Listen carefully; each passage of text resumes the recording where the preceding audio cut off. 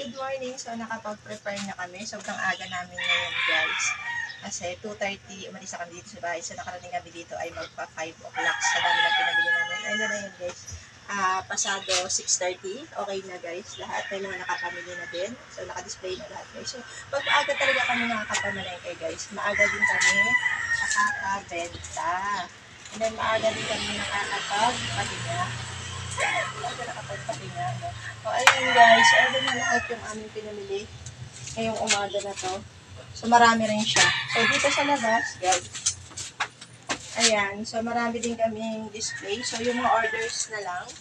Ang orders na lang, guys, ang i-ready ko. So, eto na lahat siya. So, ang ganda niya, guys. Yung prutas nasa labas, and then yung mga gulay, na dahon ng mga gulay, nandun sa labas, at mga isda at mga baboy, manok, nandun din sa labas. So, eto lang yung pabuhaan niya. So, may extension. Dito yung daanan, tapos dito naman yung cashier. Tapos kapag kulang pa rin, meron kami isa pang kahan doon sa loob, guys.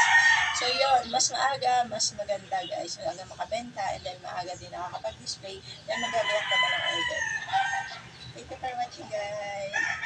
Ganda. Wala ko order. Nabiling maganda. Ano sa'yo? Bigilin ka? Mas uli na 9 pesos. So, kahit mamaya hapon mo na, or bukas na 40 pesos ka naman si.